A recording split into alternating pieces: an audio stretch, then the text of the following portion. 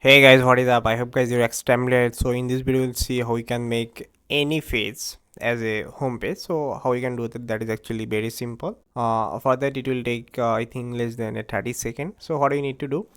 And right now you can see this is our home page, but I just want to make this page as a home page. If I click home, I just want to make this page as a home page. So what I need to do, just go to the dashboard here, and here from appearance just click here customize, and here we can see that home page settings. So just click here, and from here we need to choose home page. So here you can see home page, so just select here home. I just wanna make this home as a home page, so just click home and make it publish. Click here.